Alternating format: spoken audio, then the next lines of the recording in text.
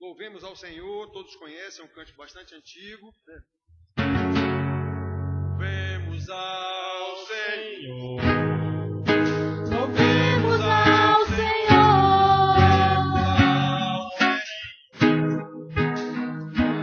Adoremos o teu santo monte, nosso amado Pai, seu nome é santo. Louvemos ao Senhor. Louvemos ao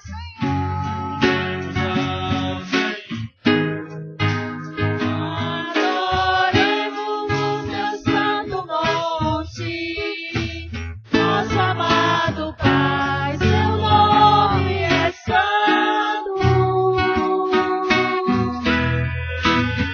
Louvemos ao Senhor, pois seu nome é santo, pois seu nome é santo, ó santo. Louvemos ao Senhor, pois seu nome é santo, pois seu nome é santo, ó santo.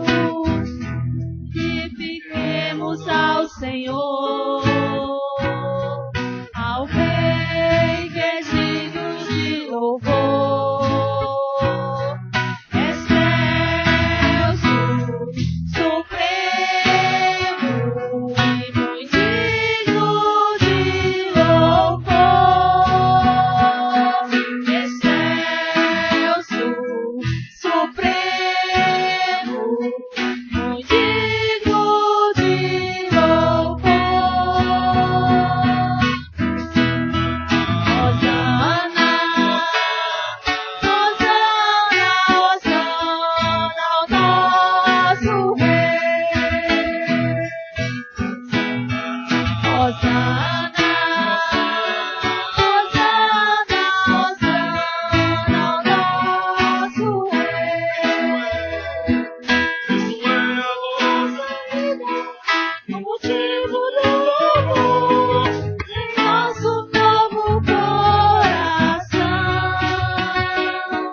Pois morreu a nossa morte pra vivermos sua vida, nos trouxe grande salvação. Hosana, Hosana, Hosana ao nosso Rei. Hosana, Hosana, Hosana ao nosso Rei.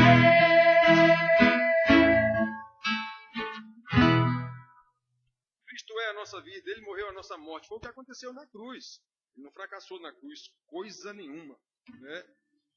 Então, irmão, nós temos aqui um cântico do Inário também, que é muito antigo, e aqui eu acho que a gente nunca cantou aqui na igreja. Seja louvado o Deus Supremo, o Deus revelado em Israel. Nós temos ensinado aqui na segunda e na sexta toda a revelação de Deus conforme está na Bíblia. Quem é Deus, Pai, Filho e Espírito Santo?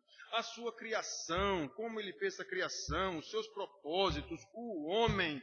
Aí o homem caiu, aí na queda Ele prometeu a redenção. E como Ele vem desenvolvendo essa redenção até chegar em Jesus, está consumado. E mesmo depois de Jesus, até que todos os santos dele sejam arrebanhados. A gente está ensinando isso aqui, né? Então, e essa revelação começou em Israel, começou em Abraão. Na verdade, ela foi, o pacto de Deus, eterno de Deus, ele foi destrinchado, digamos assim, ou melhor especificado, em Abraão. Começou em Abraão. Então, seja louvado o Deus de Abraão. Por isso que a Bíblia toda, depois de Abraão, todos os servos de Deus que falam, lembra de nosso Deus, Deus de Abraão, Deus de Isaac, o Deus de Jacó. Você não vê em lugar nenhum ele dizendo o Deus de Adão, o Deus de Noé. Não, ele fala o Deus de Abraão, porque foi em Abraão que Deus começou efetivamente a desenvolver o seu plano eterno da redenção. Pela formação de uma nação, cuja nação viria o Messias, aquele prometido lá em Eva 3,15. Gênesis 3,15. Pois é, então, irmãos, seja louvado o Deus Supremo, Deus revelado em Israel. onipotente, prodígios obra. Obra é faz, prodígios faz. Sempre clemente, sempre fiel. Esse obra é de obrar, de fazer.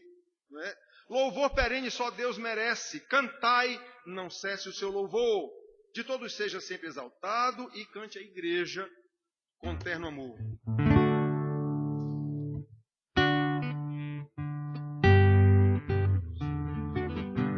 Seja louvado o Deus supremo, Deus revelado em Israel, onipotente,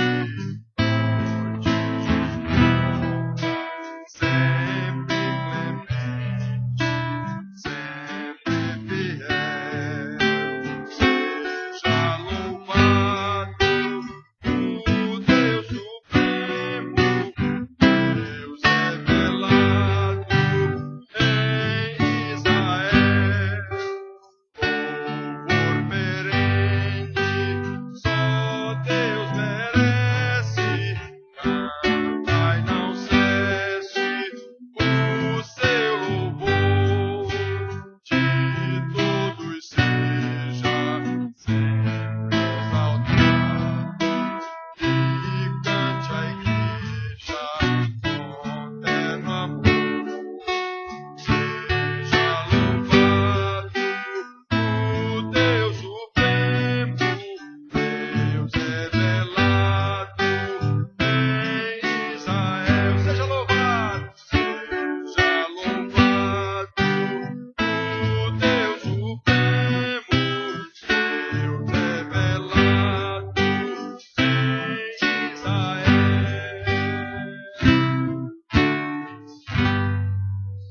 Irmãos, a Bíblia deixa claro que Deus tem um negócio com Israel. Deus criou uma nação chamada Israel a partir de Abraão, Jacó, o filho neto de Abraão. E ele tem até hoje, de alguma forma, Deus tem um negócio com Israel.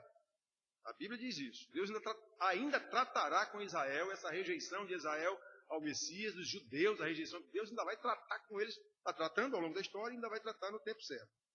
Os israelitas são, sem dúvida nenhuma, um povo extraordinário. Não tem como negar isso. Muito bem, irmãos. Então nós vamos, esse foi o último cântico que nós cantamos. Vamos então agora abrir nossas Bíblias para a meditação, o estudo da palavra.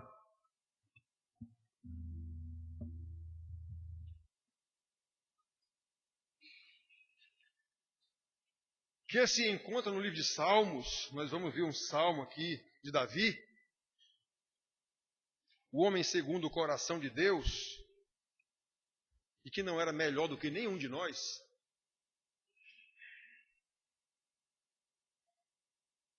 Nem pior. Nem pior. A diferença está na graça de Deus, na vida de cada pessoa. Muito bem. Então, nós vamos ler o Salmo 13 e tratar do conhecimento de Deus como vida em abundância, ou mostrar que essa vida em abundância parte do conhecimento de Deus.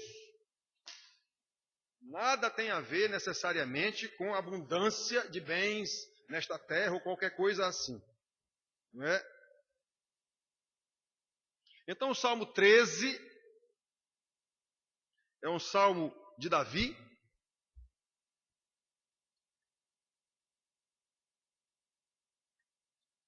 De apenas 6 versículos, que os irmãos vão acompanhar a leitura, que diz assim: Davi, até quando, Senhor, esquecer-te-ás de mim para sempre?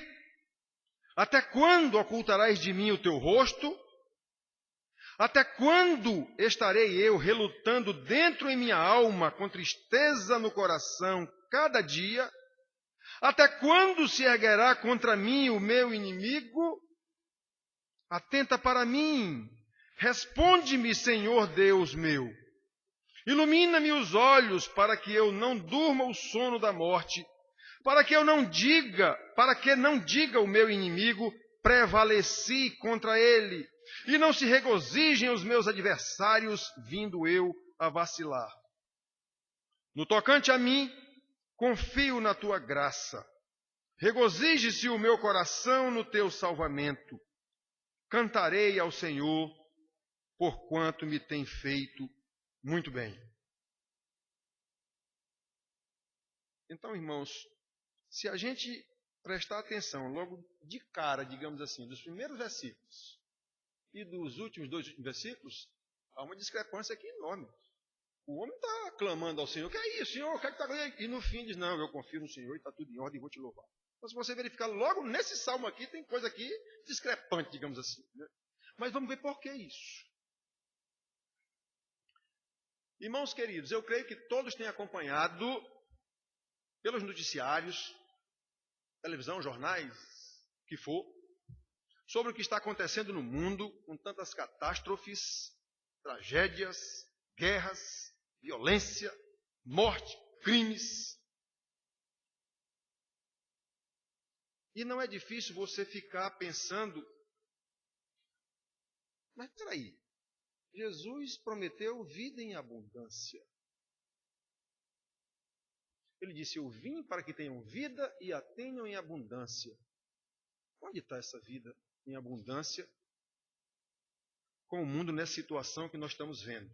Então, aqueles que pensam que essa vida em abundância é coisa material, é coisa desta vida secular, pode perfeitamente ficar questionando isso.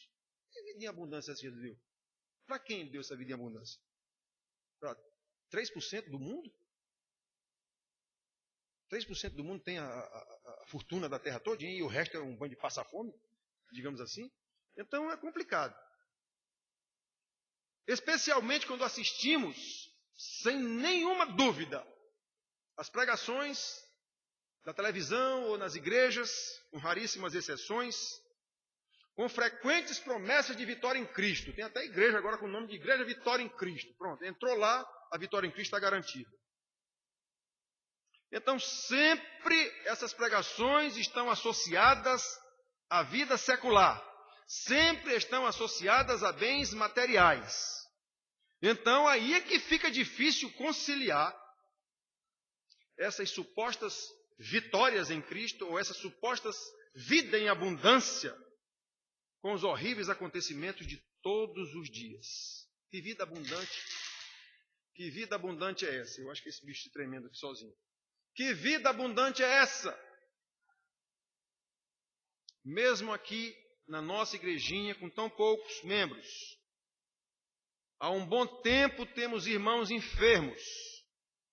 Há um bom tempo temos irmãos passando por grandes sofrimentos.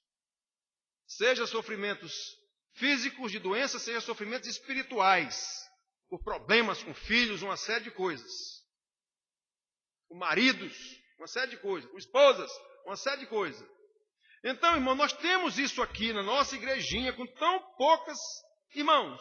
Há poucos dias, 2 semanas, tivemos óbito de uma irmã. Vários filhos aqui da nossa igreja, netos, todos sofrendo, nós acompanhamos isso. Temos outros no boletim relacionados lá no local das orações. Há tanto tempo esses irmãos vêm sofrendo. Essa semana agora recebi uma ligação de Esté, que está na Austrália. Levou um tombo, quebrou algumas costelas, coitada. Então está muito difícil lá a situação para ela. Ela ligou, conversei com ela. Então nós temos orado por esses irmãos aqui há tanto tempo, acompanhando o sofrimento desses irmãos há tanto tempo. Cadê a vida abundante? Que a gente vê na televisão a toda hora.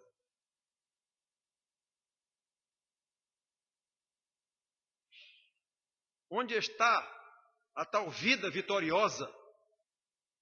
Especialmente no momento em que ela é transformada como objeto de negociação por mercadores da palavra. Como explicar tanto sofrimento, falei hoje de manhã, entre aqueles pobres imigrantes lá da Ásia e da África, na direção da Europa, morrendo aos montes no Mar Vermelho, Mar Mediterrâneo, aliás, atravessando aquilo ali na direção da Grécia, na direção de onde for, tentando fugir da opressão, da guerra, de uma coisa incrível. Cadê a vida abundante desse povo? Como explicar as famílias que moravam nessa cidade lá de Minas Gerais agora, que foram totalmente assoladas por uma barragem de lama que veio sobre eles? Cadê a vitória desse povo?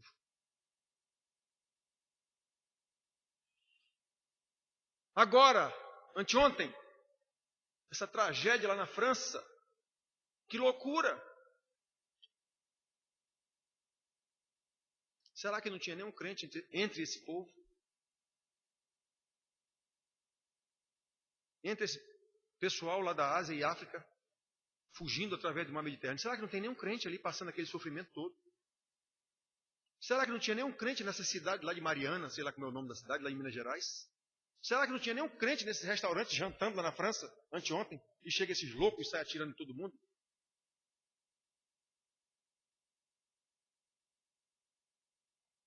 E o que acontece com esse povo que ouve tanta pregação de vida vitoriosa, de vida em abundância? Cadê essa vida em abundância?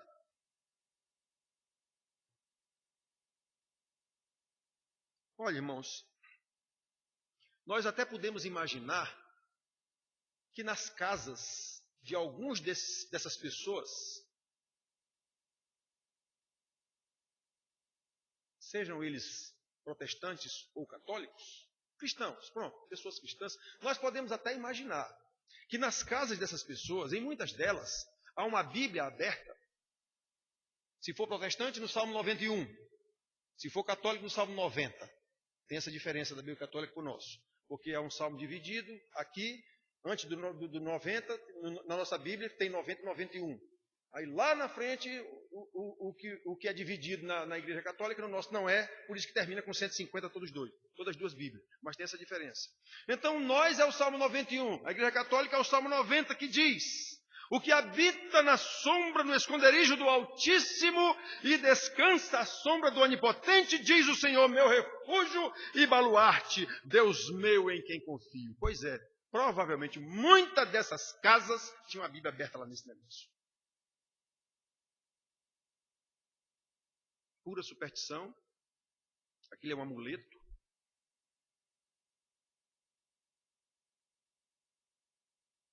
Onde está o refúgio dessas pessoas que confiavam nesse salmo aberto lá?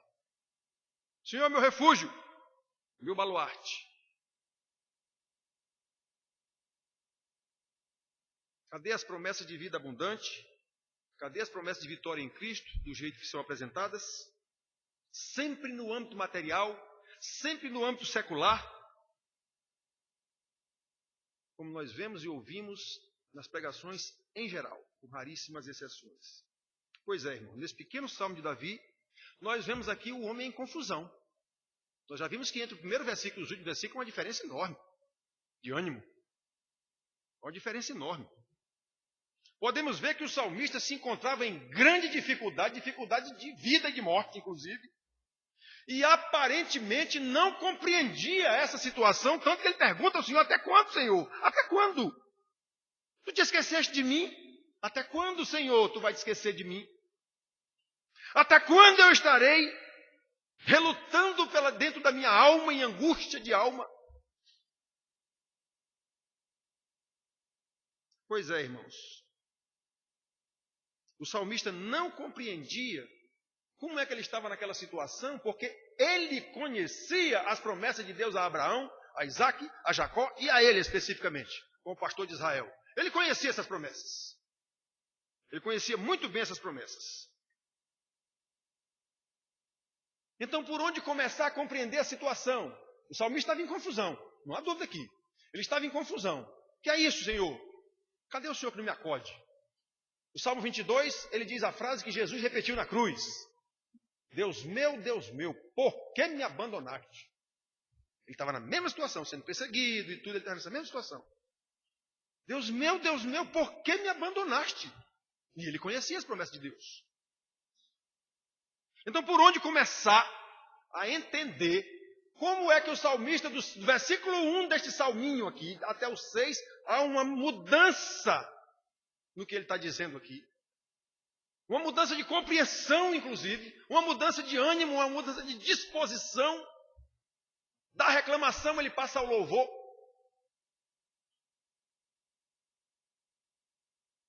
O que fazer diante de tão grande tribulação que nós passamos neste mundo miserável e amaldiçoado por Deus? Onde está o Senhor? Irmãos, nós podemos aprender aqui com o salmista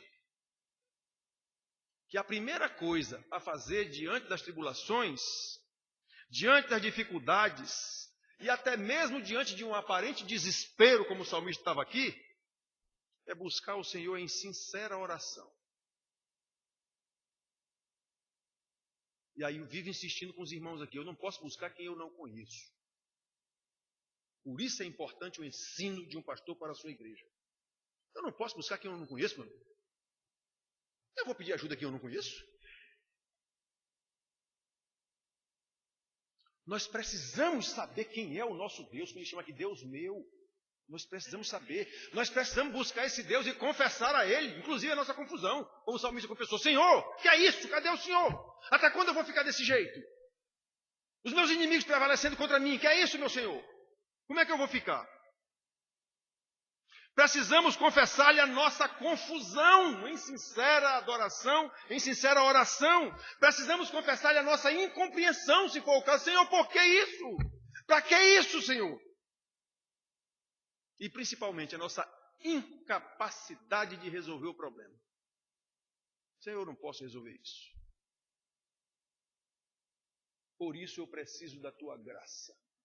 Senhor, fazer agora como Moisés. Senhor, se o Senhor não for comigo, eu não vou. Porque eu sei que não adianta eu ir sem o Senhor. Eu não posso ir sem o Senhor. Se a tua presença não estiver comigo, eu não irei.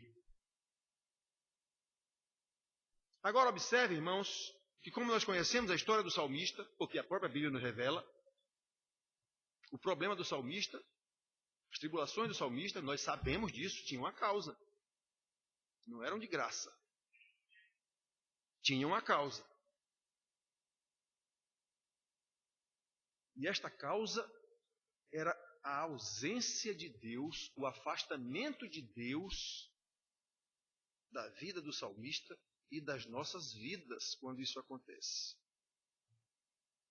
O salmista não perguntou por que isso estava acontecendo, porque eu acho que ele sabia. Por que ele estava naquela situação de extrema dificuldade? O que ele perguntou foi até quando? Ele já tinha se arrependido, pela história dele nós sabemos, ele já tinha se arrependido, já tinha chorado diante do Senhor, já tinha pedido perdão, mas a provação continuava, a tribulação continuava, o ensino de Deus na vida dele continuava. Aliás, Deus prometeu isso a ele em certa situação: a espada jamais se afastará da tua casa. Ele deu causa a esse juízo de Deus, então ele sabia. Muito bem, irmãos. Até quando a tribulação durará? Especialmente quando sabemos que nós demos causa a ela. Davi sabia que a tribulação de Deus é juízo de Deus sobre o seu filho.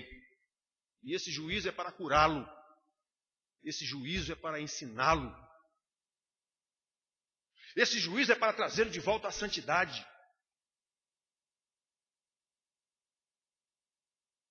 A provação de Deus, a tribulação, disciplina, aflição, como Jesus disse que nós teremos, sempre é pedagógica, sempre é visando nos tornar iguais a Cristo, tanto que ele sofreu, sem nenhuma culpa. Imagine nós que temos toda a culpa.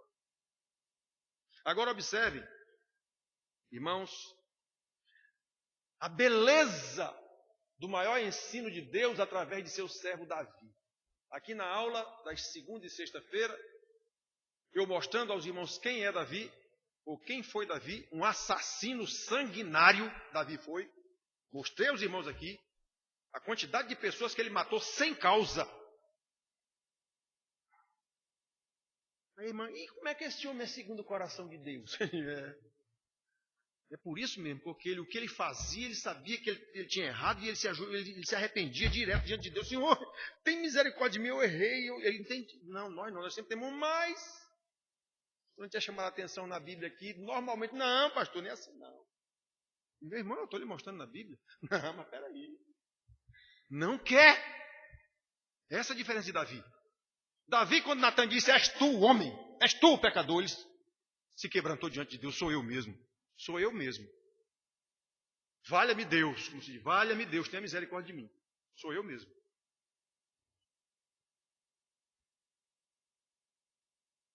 Então, irmãos, esta é a beleza de Davi.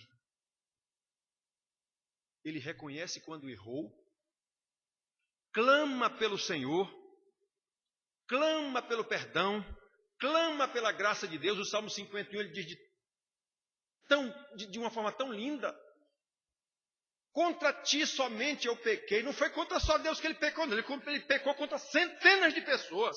Mas ele sabia que o pecado primeiro era contra Deus. O pecado contra Deus envolve os outros. Contra ti somente eu pequei, tem misericórdia de mim, eu vou morrer. Eu estou morrendo de tristeza, restitui-me a alegria da salvação. Então, irmãos, o salmista não tem nenhuma dificuldade de chegar diante de Deus e clamar e dizer, Senhor, até quando? Ele não diz por quê. Por quê, Senhor? Por que isso? Foi que eu fiz? Ele sabia. Até quando, Senhor? Esquecer-te-ás de mim para sempre. Até quando ocultarás de mim o teu rosto? Até quando estarei eu relutando dentro em minha alma, com tristeza de coração a cada dia? Até quando se erguerá contra mim o meu inimigo?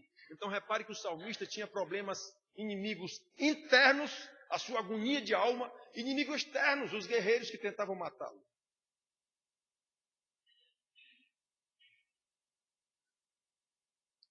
O importante, irmãos, é que ele sabia que estava distante de Deus. Tanto que ele clama pela presença de Deus. Senhor, cadê tu? Onde estás que me abandonaste? Deus meu, por que me abandonaste? Então ele procura aproximar-se, sabendo dessa situação, em oração sincera. Irmãos, é assim que nós devemos fazer, entendendo que quando o Senhor se afasta de nós, é porque nós nos afastamos dele. Ele ensina isso através de Isaías.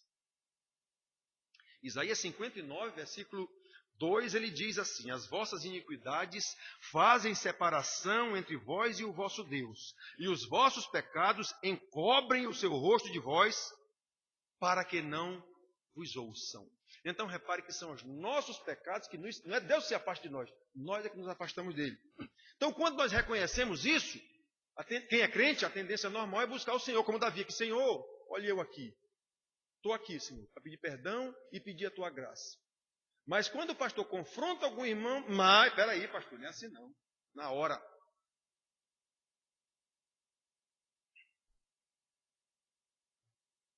Desde que eu estou aqui nessa igreja,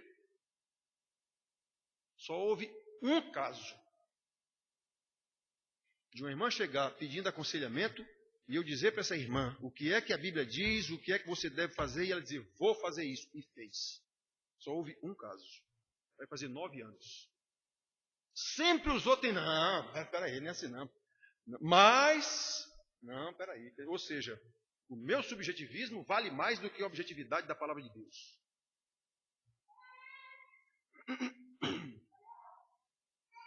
Ou seja, a pessoa não quer mudar. Ele não quer se arrepender, não quer pagar a tribulação, não quer assumir a tribulação. Não, esse negócio está errado. Irmãos queridos, o simples perceber o distanciamento de Deus já é graça de Deus na nossa vida. O simples perceber, tem coisa errada. Tem coisa errada, porque essa tribulação que não se acaba nunca, tem coisa errada. Tem coisa errada. E o errado não é Deus. Podem ter certeza disso. O errado não é Deus.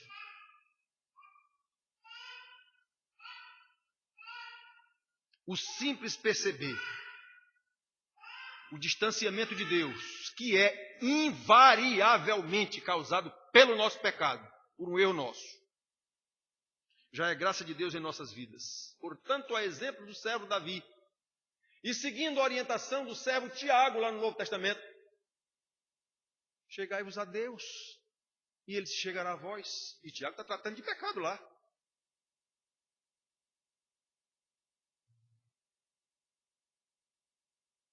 Tiago 4:8. Portanto, irmãos queridos, se nós sabemos que somos, presta atenção, se nós sabemos que somos filhos de Deus, quem é crente verdadeiro sabe disso. Quem não é crente verdadeiro apenas acha que é, e o alto engano do pecado vai levá-lo ao inferno, sempre com mais. Então, quem é filho de Deus, sabe que é filho de Deus e também sabe que Deus jamais o abandonará. Ainda que momentaneamente ele se afaste de Deus por causa de algum pecado, ele vai cair em si pela graça de Deus e vai clamar a Deus: Senhor, eu errei. E sei que estou pagando por isso, meu Senhor, mas até quando? Até quando, meu Senhor?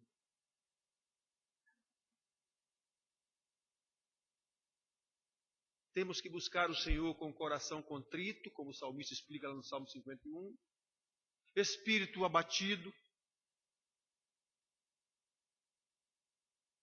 Temos que buscar o Senhor, espírito quebrantado, clamando com toda a convicção de um filho.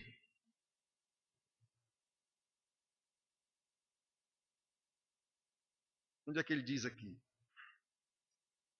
Versículo 3.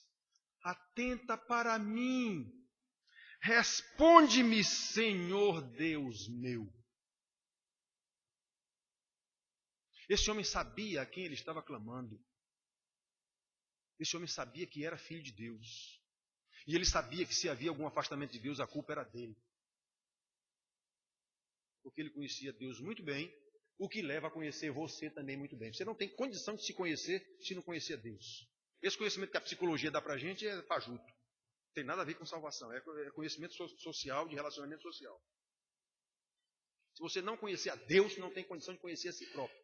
Então o conhecimento de Deus leva você a conhecer a si próprio. E quanto mais você conhece a si próprio, mais você conhece a Deus. E quanto mais você conhece a Deus, você conhece mais a si próprio e assim por diante.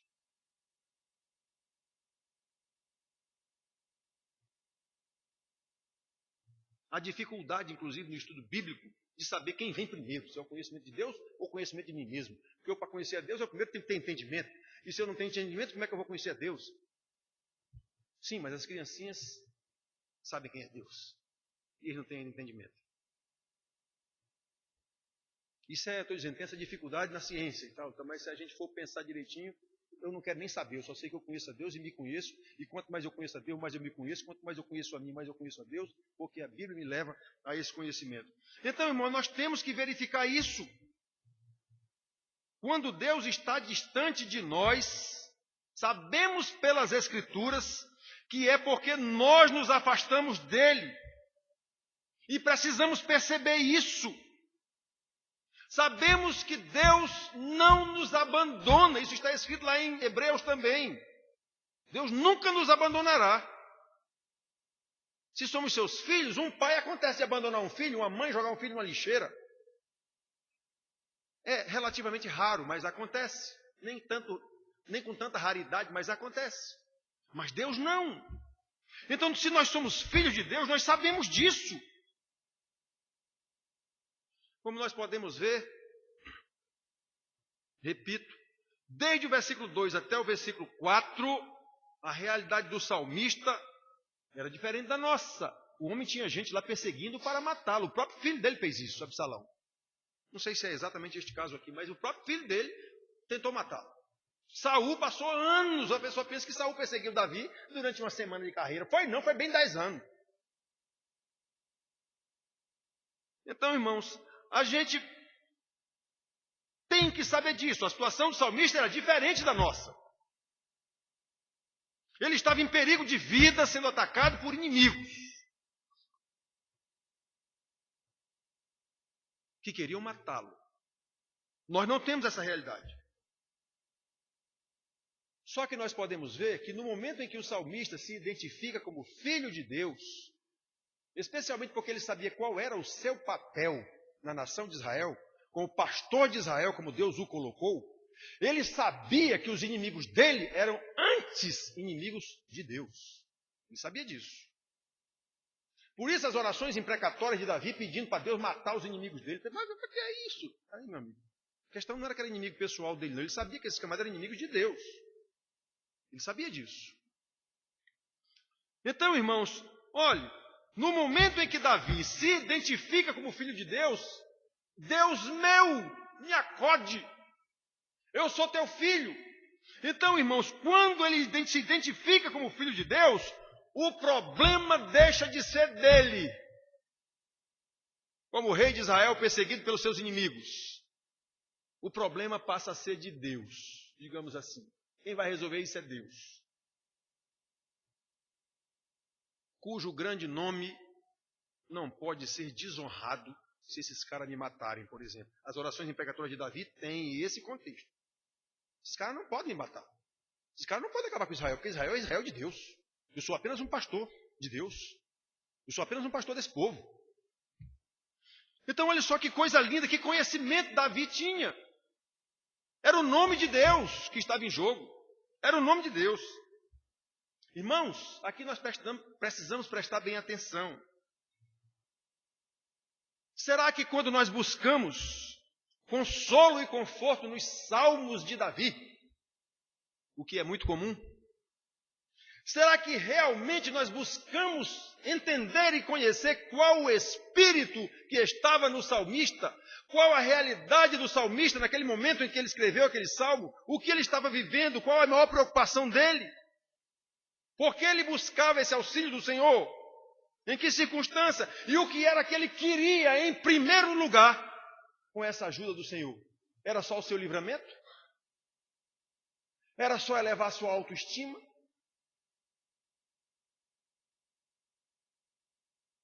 Ele estava só buscando algum tipo de autoajuda, como normalmente é o que se faz quando se busca os salmos?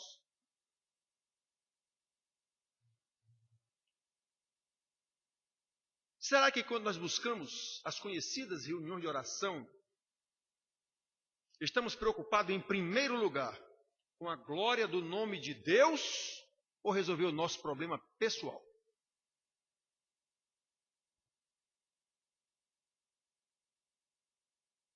Davi tinha um problema pessoal, e que problema? Mas ele estava primeiramente preocupado com o nome de Deus. Será que nós entendemos isso quando lemos os salmos de Davi?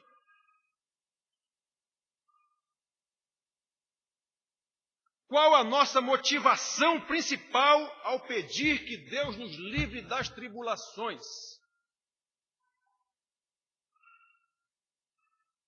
Porventura, lembramos que, porque somos filhos de Deus, foi Ele mesmo quem nos mandou as tribulações,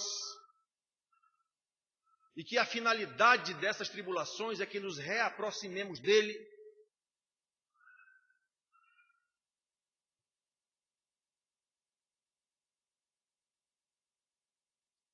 Quem vai para as reuniões de orações com essa visão?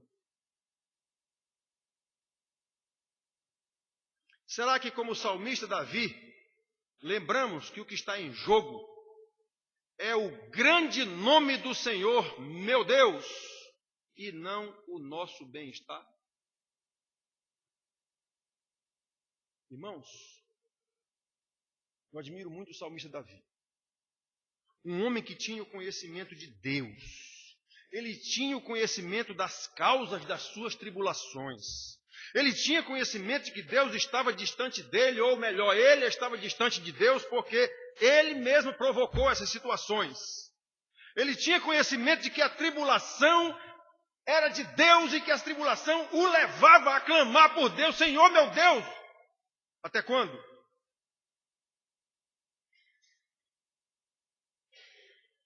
Então ele buscou o Senhor, ou buscava. Todos os salmos quase têm essa conotação, tem essa situação. Então ele buscava o Senhor em sincera adoração, expunha o problema, fosse qual fosse o problema, ele expunha esse problema, suplicante a Deus: Senhor, tem misericórdia, me acorde, eu não posso sozinho. Eu sei que fui eu que fiz isso, mas agora eu preciso da tua ajuda. E finalmente, em todos os salmos de Davi, ele termina glorificando a Deus. Ele termina dizendo que confia plenamente no Senhor. Olhem só, no tocante a mim, versículo 5, no tocante a mim, confio na tua graça. Olha a diferença entre os primeiros versículos e esses aqui. Quanto a mim, confio na tua graça. Regozije-se, alegre-se sobremaneira. Regozije-se o meu coração no teu salvamento. Atenção, queridos. Não é na vitória em Cristo prometida hoje. É no teu salvamento. O Senhor é meu Senhor, eu sei o que é que está acontecendo, e eu só clamo a tua graça, meu Senhor, a tua misericórdia. Cuida de mim. É o teu nome que está em jogo. Como Moisés também disse lá no deserto. Quando Deus disse que ia matar o povo, Moisés disse: Senhor, se tu matares esse povo, o que é que vão dizer do teu nome? Vão dizer que tu tiraste esse povo do Egito e agora não tem condição de levar o povo para a terra prometida. Olha o argumento de Moisés. Ele estava preocupado com o nome de Deus. É o caso de Davi aqui. É o caso de Davi aqui, irmãos queridos. Buscou o Senhor com sincera adoração, expôs o problema de forma suplicante e, finalmente, louva a Deus, glorifica a Deus e demonstra sua confiança em Deus, independentemente do tempo que vai demorar. No tocante a mim, confio na tua graça. Regozije-se o meu coração no teu salvamento. Irmãos, aqui nós podemos lembrar a experiência do servo Paulo no Novo Testamento, experiência que ele teve com o Senhor Jesus. Vocês lembram? Quando ele, em 3 ocasiões, Coríntios, em 3 ocasiões, chega diante de Deus, como Davi aqui, e diz: Senhor, o tal espinho na carne, ninguém sabe o que é. Senhor, tira esse negócio de mim, eu não estou aguentando isso. Tira isso de mim, Senhor, eu não estou aguentando isso. E o Senhor lhe diz: a minha graça te basta. Que coisa maravilhosa, irmãos queridos. Veja como o verdadeiro conhecimento de Deus é a base da vida em abundância prometida para Jesus. Davi, nesta situação em que ele estava, não mudou a situação, mas ele diz: eu me regozijo no Senhor, porque eu conheço o seu salvamento, eu vou louvar o meu Senhor e vou esperar nele. Paulo, todo bichado, doente, ninguém sabe qual era a doença, mas que era uma doença era: Senhor, tira isso de mim, eu tenho que pregar o evangelho. A minha graça te basta, fique doente. Pregue doente. Então vejam que maravilha. Lá no Velho Testamento, 700 anos, sei lá quanto, antes de Paulo. A minha graça te basta. Então, irmãos, vejam como o verdadeiro conhecimento de Deus é a base da vida em abundância prometida por Jesus, independentemente das circunstâncias em que nós estamos vivendo. Nós podemos juntar essas duas ocorrências, esses dois discursos, de 2 homens tão distantes no tempo, e fazer uma frase só. No tocante a mim, confio na tua graça. Aí, vamos emendar a frase de Paulo: porque a tua graça me basta. Aí, vamos voltar a Davi: por isso regozijo-me no teu salvamento. Então você junta a frase do homem lá, outra aqui, e junto fez uma frase só, mostrando o conhecimento de Deus, e em 2 situações de grande tribulação. É essa a vida abundante que Jesus promete. Que maravilha o conhecimento de Deus. E é uma maravilha porque esse conhecimento de Deus é milagre. Esse conhecimento de Deus ele só dá a quem ele quer. A Escritura está aqui.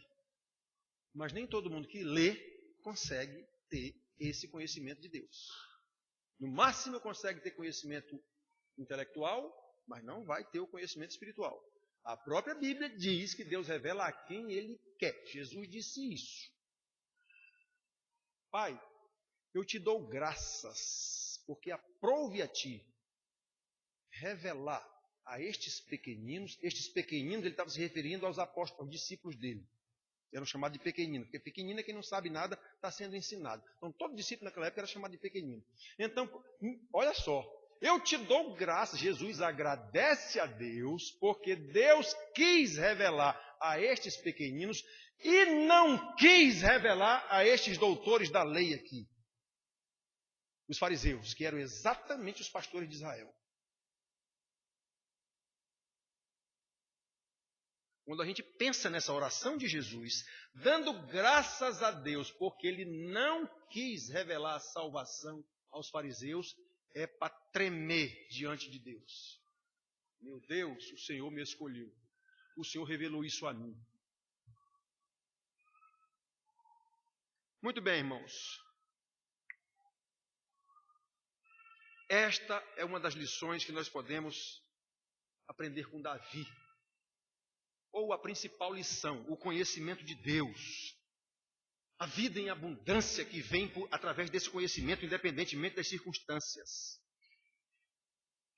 Mesmo diante das tribulações, aliás, especialmente em meio às tribulações, e por causa delas, nós devemos buscar, estreitar esse relacionamento com Deus, essa intimidade com Deus.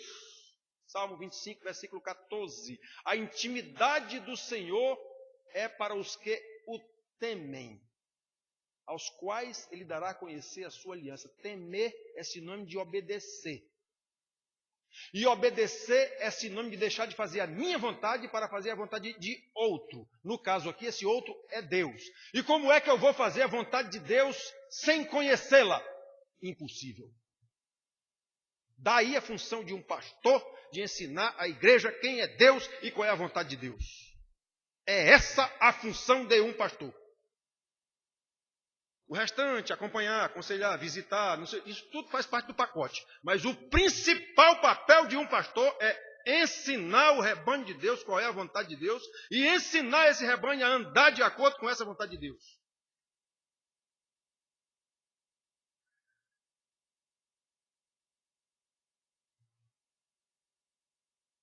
E os irmãos sabem que eu luto para fazer isso. Se os irmãos não vêm para a igreja aprender, não vêm porque não querem. Há motivo? Sim, é o tal do mais. Mas. Tem um mais aí na história. Se não houver motivo de prostração mesmo, de uma responsabilidade superior, digamos assim, que faz parte, é enfermeiro, é médico, sei lá o quê, outra, não adianta você dar desculpa que não serve, não vale. É porque isso não tem importância. Ou pelo menos não é o mais importante. Vida em abundância, o conhecimento do Senhor. Olha, irmãos, o conhecimento de Deus é indispensável para que, mesmo diante das tribulações, ou principalmente diante das tribulações, não fiquemos em confusão. Não fiquemos sem saber o que está acontecendo. Para que está acontecendo? Quando nós sabemos disso, então resta-nos clamar a Deus, confiar em Deus e louvar a Deus. Quanto tempo vai durar essa tribulação? Deus sabe. Deus sabe. Sabendo que somos filhos de Deus, pelo conhecimento do nosso Pai eterno, não teremos nenhuma hesitação em clamar pelo seu nome, como Davi fez aqui. Atenta para mim, Senhor, responde-me, Senhor, meu Deus. E mais, o fato de você se quebrantar diante de Deus desse jeito não há garantia nenhuma de que Deus lhe responderá. Deus não lhe deve nada. Você só tem que confiar. Eu confio, meu Senhor. Não vem a resposta, não. Mas eu confio. Eu confio. O Senhor está cuidando de mim. Eu te louvo. Eu te louvo.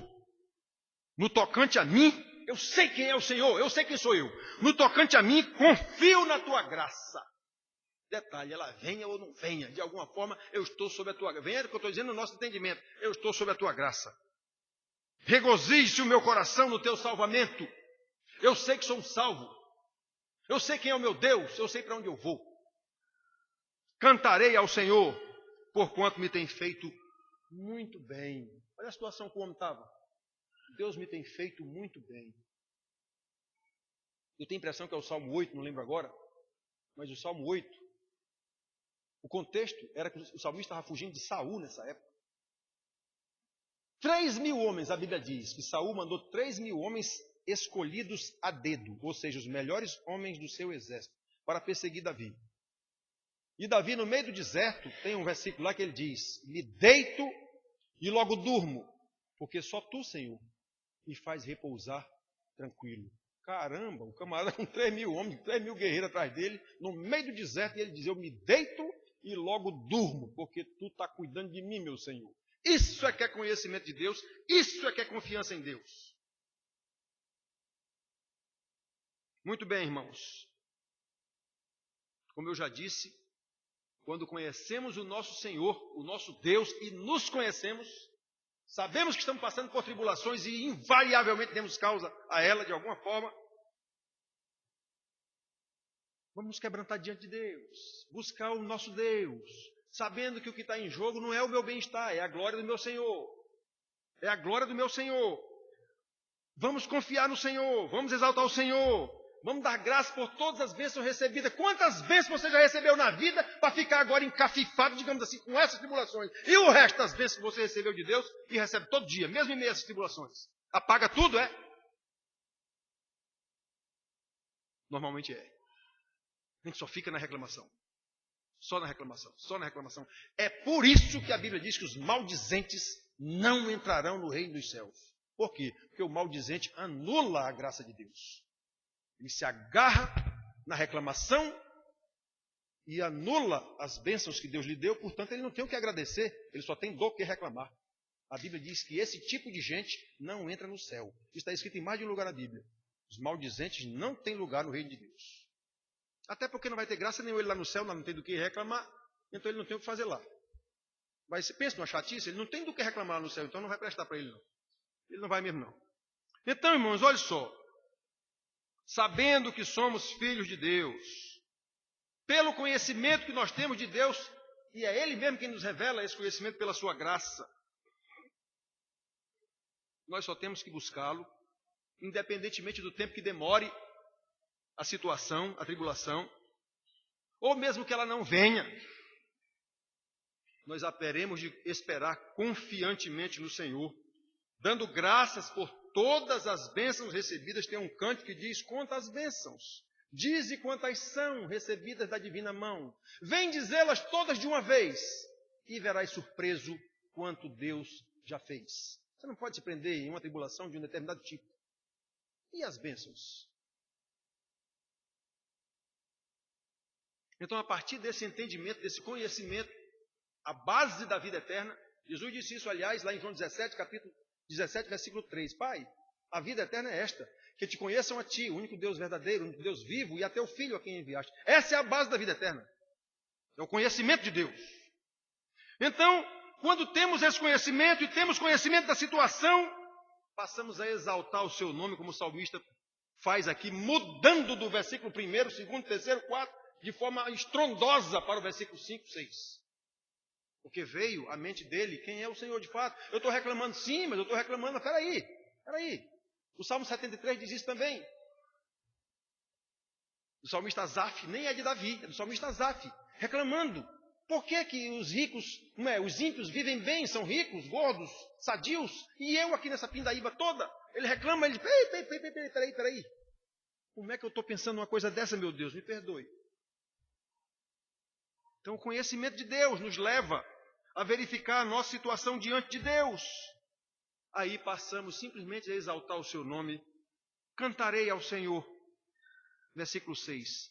Cantarei ao Senhor, porquanto me tem feito muito bem. O conhecimento de Deus, queridos, é a base da verdadeira vida em abundância que o Senhor Jesus nos dá.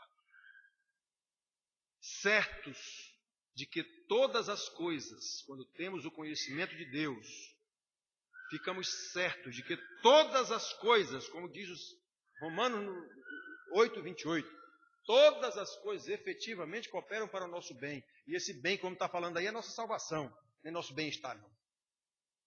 O bem-estar vem em função da salvação. A nossa salvação, tudo o que acontece é para o nosso bem, inclusive as tribulações, que sempre são didáticas, sempre visam nos trazer ao seio do Senhor de volta. Por algum motivo nós estamos fora. E o Senhor faz todas essas coisas para louvor da sua glória. Que de fato busquemos, em primeiro lugar, como Jesus também ensinou, o Senhor Deus, a sua justiça, o conhecimento da sua justiça, e as outras coisas, elas virão naturalmente. Que Deus nos abençoe. Amém.